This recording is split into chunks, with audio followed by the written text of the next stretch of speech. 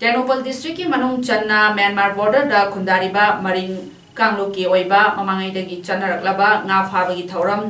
Yong Sairel Traditional Fishing Festival Karu Kanpit May gitang tara mga amasong tara tarukta numit nini chupna Myanmar border da laiba taret lok turel da pangthokre. Myanmar border sida khundariba kulmari Yongkul Sairel Saisam Tengkongbung amasong Sairel atona sinba Yongkul amasong Sairel kul anina yumbo yuna pangthokiba fishing festival aduda KSM Matthew Maring Executive Member TAN Hill ADC Chandel Piyamaku Singsang Lakpa Mungmilim CH Masil Executive Member ADC Chandel KH Morung Member ADC Chandel M Morongson Member ADC Chandel amasong MK Kofom Governor Moray Town Member ADC Chandel na mathang sina athoiba michung thoromapu amasong akhanaba michung sing oina saruyaki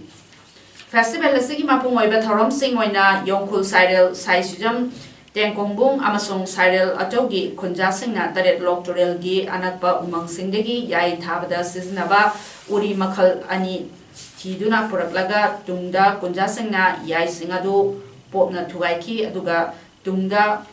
thugaraba yai sing mapun semlaga turelda puthaduna chanabigi oiba lining laisol pangthoktuna numidangi matamda khunja nupi nupa singna traditional dress setuna amadi yai thabagi isai saktuna yai thabagi thoram asi pangthokki numidang athengba fawbada khunja singna yai thabagi thoram pangthokki aduga tungda ahing aduma khunja singna turel mapalda yarektuna leiraba matungda mathangi anganba yukta khunja sing punna turelda nga khunba chakhi aduga khunja singna khunduna pukhalakpa nga sing adu thongduna khunja sing punna chaminaki amadi lemhoba nga sing aduna turel mapalda sagai saduna makhada mai tharaga yai thoktuna khun mari gi khunja singda yanaki yai thaduna nga phabagi thoram asigi matangda festival gi matangda piyamaku singsangakpa mungmilimna phongdorapada yai thaduna nga phabagi thoram ase malingai matamda Yongkul gi ningolama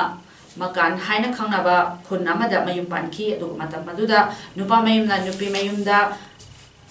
mangkat pibagi chanabi lerami aduga madugi mangkat oina sanama piraki maduda sanadu pulakpa uriadu kangsilapadagi lokta kumduna isingda lublubada nga siduna tapalapadagi uri makhalasi nga siba uri ni haiba khanglakibadagi nga fabada uri makhalasi sizunaduna yai thabagi thoramasi pangthoktuna lakibani yai thaduna nga phaba asigi chana kanglon sing lei yai thaba matamda miron manupi amadi thagi khongchat laklebi nupi sing amasung makhoi nupa sing yai thaphamda changba yade turel mapalda leiraga yengbadi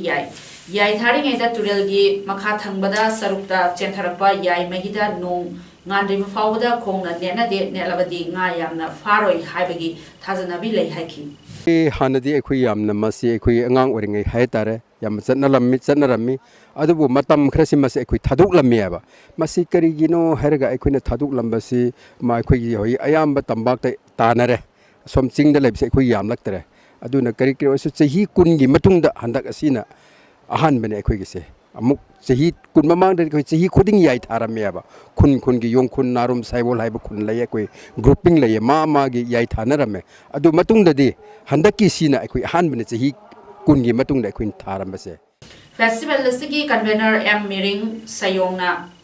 phongdorapada maringi lolda karu kanfit haina khanaba nakki oiba nga phabagi kumai asi maringi ipai pusingna mamangai degi chanaduna lakhiba thoram amani ngasidi nongmagi mangsilaktuna mangkhiba yabagi tangka gamada lakpana maram moiraga kumai asi mangkhidana naba tungi mirolna khangaunana pangthokpani mamangai degi masigumba festival asi chai khudingi pangthoklamlabasu ngasidi chai khudingi pangthokpa ngamdabana chai tararongi matungda amuhana festival asigi maramda ningthina khanglaba ahal singa lairingaida pangthokpani haiki masi pangthokliba ase Manipur government asu masigumba mapam ngachan haiba taret river asida miyeng chingsin biduna masida khudong chagadaba matungda Manipur gi oinasu masida akhoi mayam gi lamkoi be yaba aduga lam asi yenglaga asigumba turin asi Manipur gi oina mangba yadaba turin amani haina masak khangnabasu oina akhoi se pangthok jabani